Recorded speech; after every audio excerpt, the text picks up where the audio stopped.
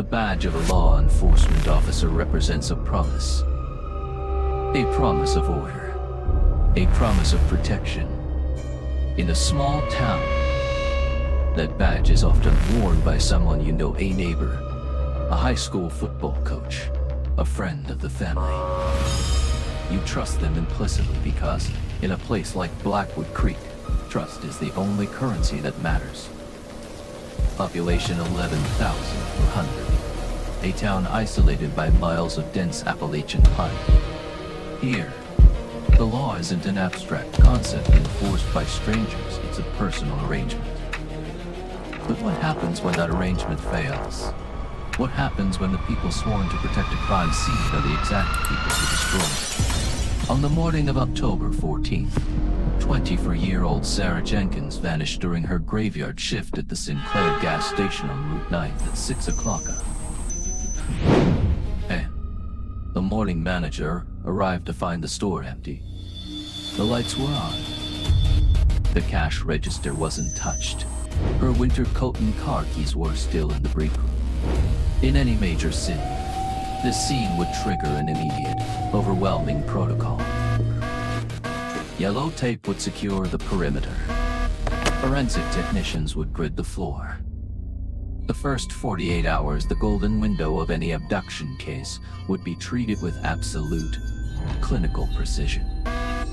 But Blackwood Creek is not a major city. When the first local deputies arrived at the Sinclair station, they didn't see a crime scene. They saw a local girl who had probably just walked off the job. They saw an inconvenience. Instead of locking down the property, they walked freely through the aisles. They allowed the morning manager to keep the station open to the early commuter traffic.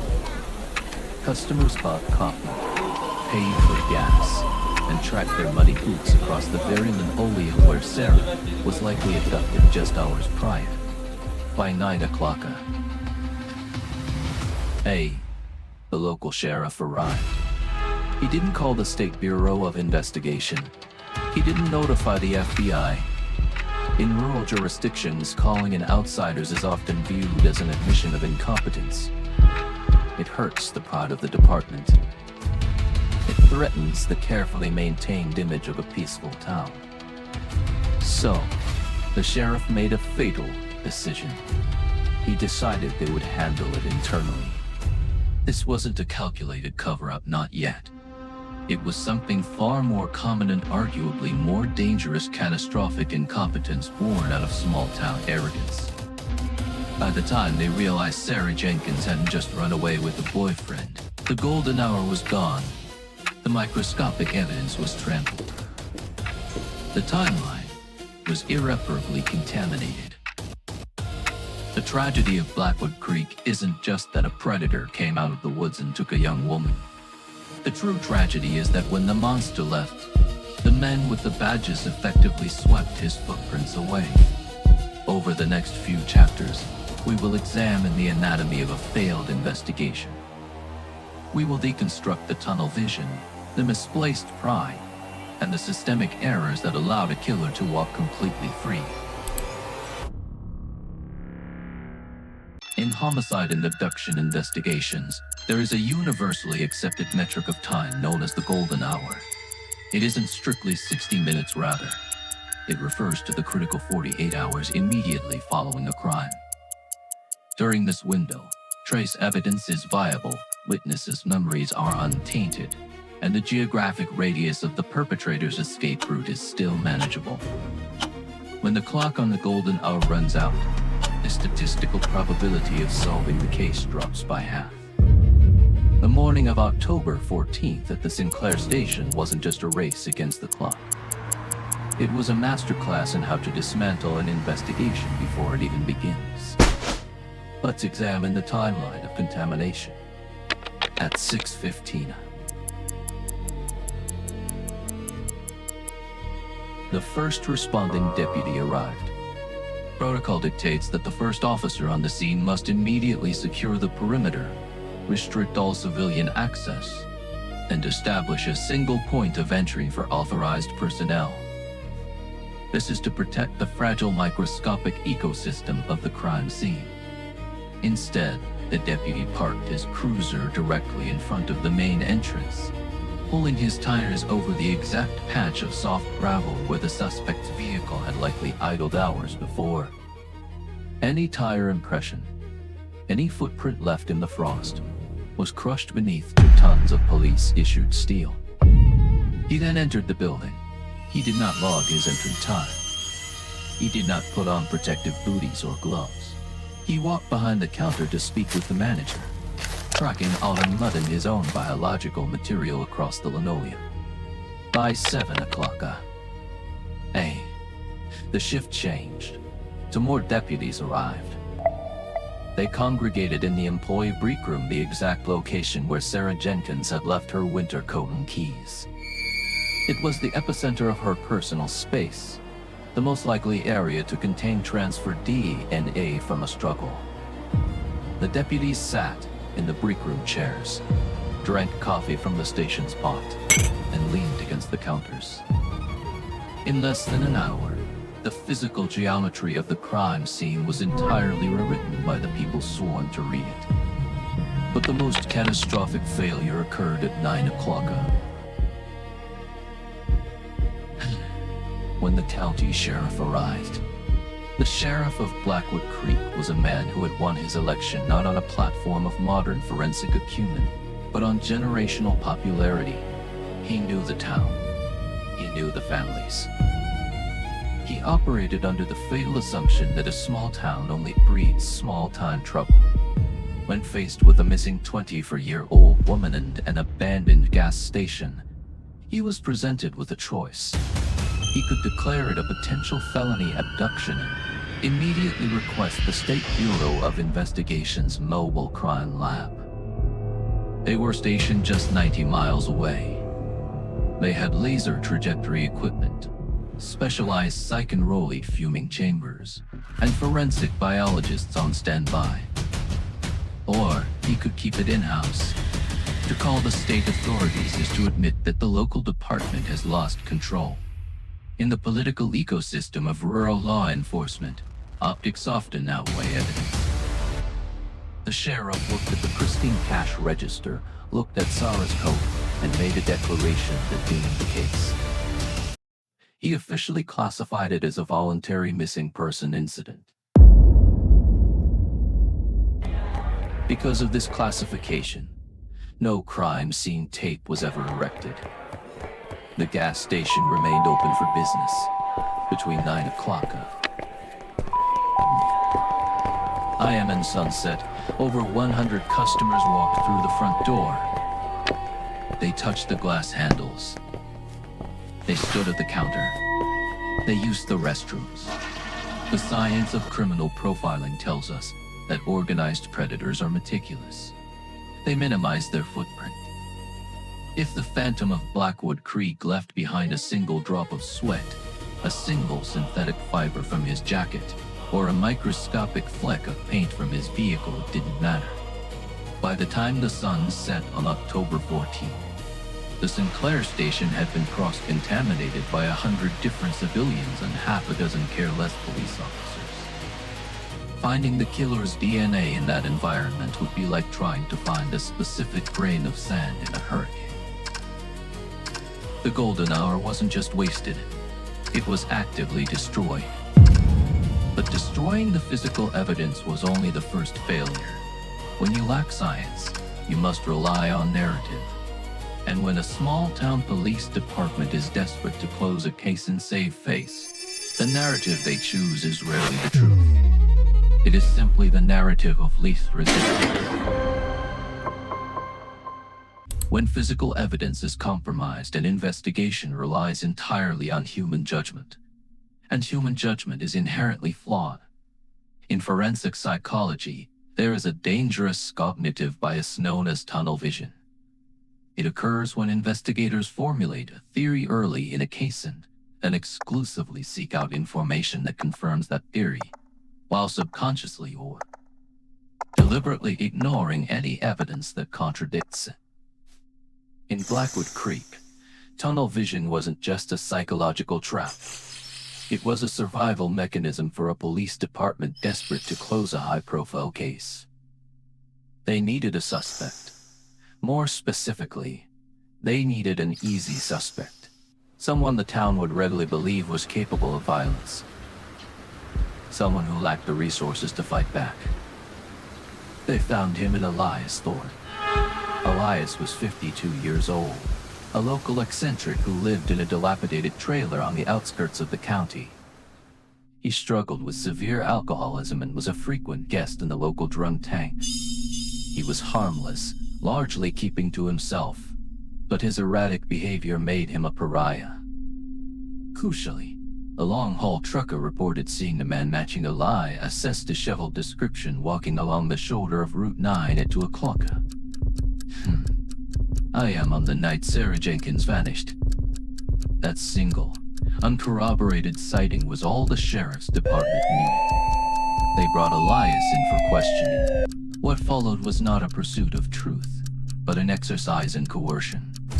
For 14 straight hours, Elias was subjected to an aggressive interrogation. Investigators utilized deceptive tactics, telling him they had his fingerprints on the cash register, a blatant lie. They capitalized on his cognitive vulnerabilities, his fatigue, and his alcohol withdrawal. They didn't want to know what happened to Sarah. They just wanted Elias to say he did it. While 3 detectives hammered away at a confused, terrified 52-year-old man in a windowless room, a glaring anomaly was actively being ignored just blocks away. On the morning of October 15th, a female clerk at the local hardware store called the police station tip line. She reported something deeply unsettling. Richard Vance Jr., the 30-year-old son of the county's wealthiest land developer and the major owner to the sheriff's re-election campaign, had come into the store. He was buying industrial bleach heavy-duty trash bags and a tarp. That alone might have been dismissed as a coincidence, but the clerk noted something else. Richard Vance Jr. had deep, fresh defensive scratches running down the length of his right forearm. He also drove a white utility truck, the exact type of vehicle that would go unnoticed at a gas station at 3 o'clock a.m. Furthermore, Vance had a documented history of aggressive behavior towards young women in the community. Several domestic disturbance calls had been made to his residence over the years. But in Blackwood Creek, when Vance made a mistake, the police didn't file a report. They made a polite phone call to his father, and the problem quietly disappeared. In a functioning justice system, a tip involving defensive wounds, suspicious purchases, and a matching vehicle would trigger an immediate, aggressive inquiry. Detectives would secure a warrant. They would photograph the scratches. They would impound the truck for trace analysis. In Blackwood Creek, the tip line operator wrote the information on a memo pad and handed it to the lead investigator. The investigator looked at the name, crumpled the paper, and threw it in the trash. No officer ever knocked on Richard Vance Jr.'s door. No one asked him to explain the gouges on his arm. No one checked the undercarriage of his truck for the iron-rich red clay of the Sinclair station. The good old boy network functioned exactly as it was designed to. It formed an impenetrable wall of protection around power and privilege. Instead of investigating a viable, violent suspect, the department poured all of its municipal resources into breaking Elias Thorne. They eventually coerced a heavily fragmented, contradictory confession out of the exhausted Mata confession that didn't match the physical reality of the crime scene in any capacity. The sheriff held a press conference. He stood behind a podium, bathed in the flashing lights of the local news cameras, and proudly announced that the monster who took Sarah Jenkins was off the streets. The town breathed a collective sigh of relief. The narrative was neat. It was comfortable. But it was a lie.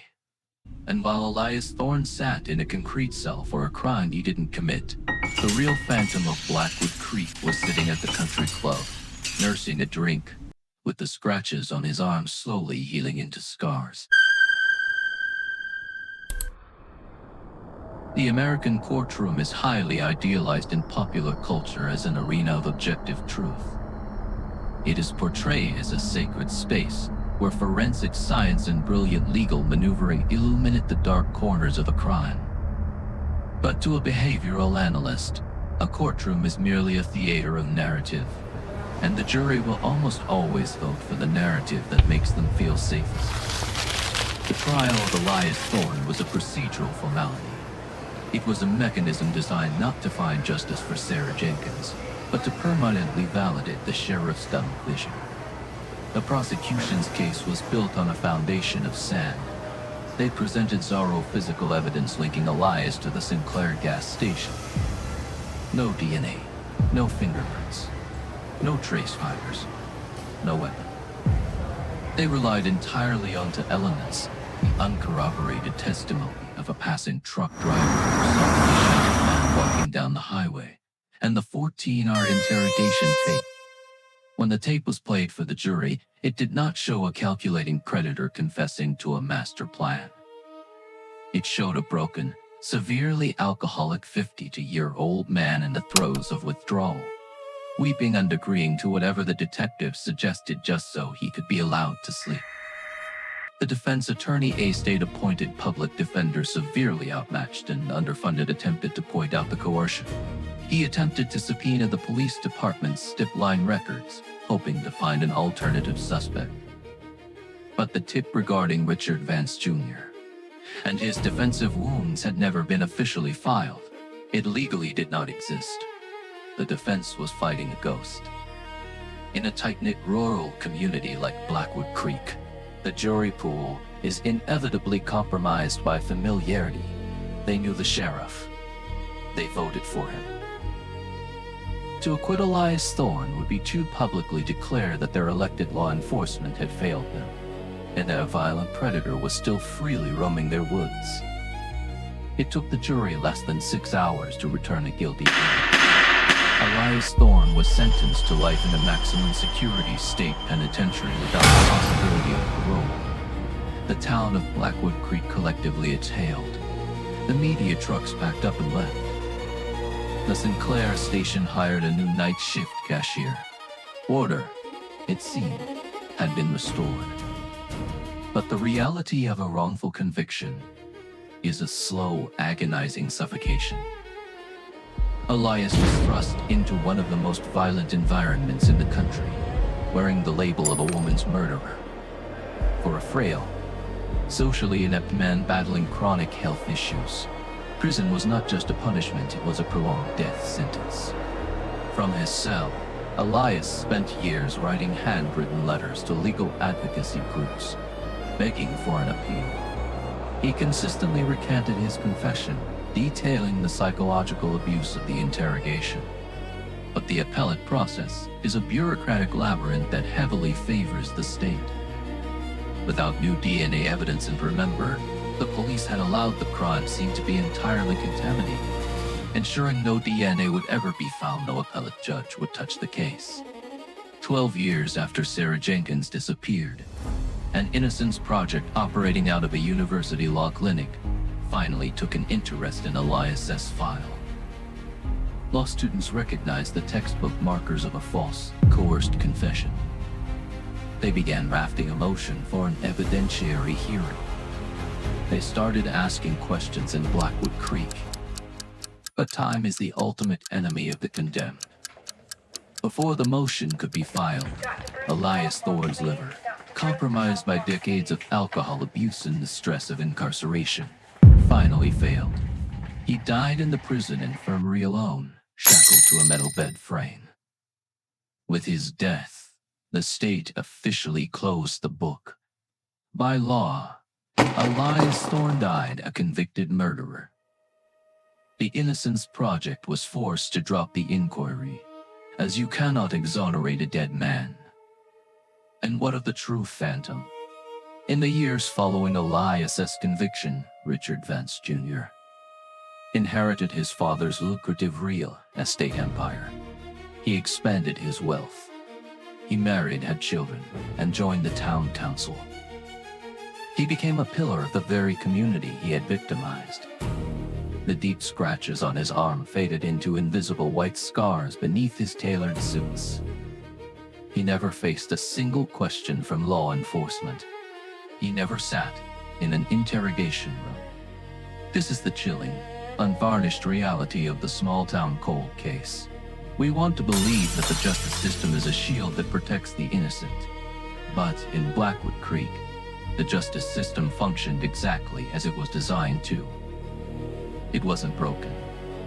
It was a perfectly tuned machine built to protect power, wealth, and reputation, while grinding up the vulnerable to pave over its mistakes. Sarah Jenkins was never found. Her family was handed a lie wrapped in a guilty verdict. And the man who took her into the freezing Appalachian night still drives down Route 9, smiling at the deputies who pass him by, perfectly hidden in the safety of a badge's blind spot.